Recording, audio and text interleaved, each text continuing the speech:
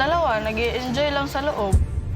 Bakit ako ang pinili niyo? Tayong lahat nagka-violation pero malala na yung sa iba. Kai, Rain, nag-uusap kahit walang lapin, kahit patulog na. So either mas maging okay ako pag pinalitan kayong dalawa. Mas tanggap ko na lang tong 7.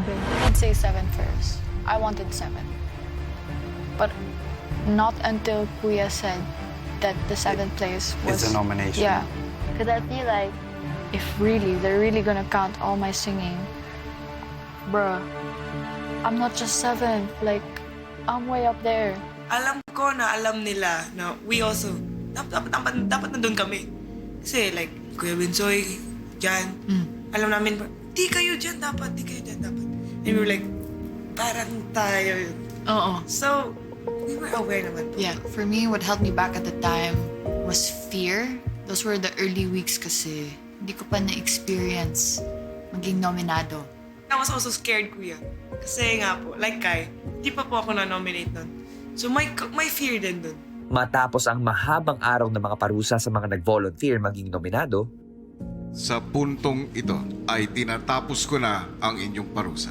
ang housemates tila hindi sang-ayon sa resulta ng nominasyon. May daming place eh.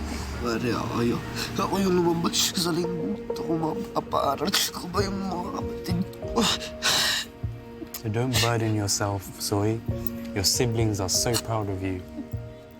At sa pagsubok ng kanilang accountability, binigyan ng pagkakataon ni Kuya na akuhin ng aktual na top violators ang kanilang pwesto.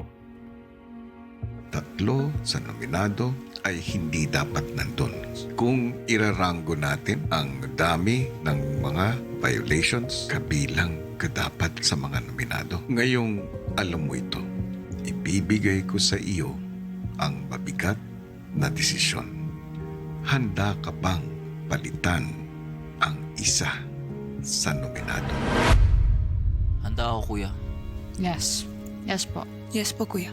Dito sa bahay ko, pinapahalagahan ko ang pagiging patas. Ang mga magiging bagong nominado ay inako ang kanilang mga kamalian. Rain, Kai, Dylan.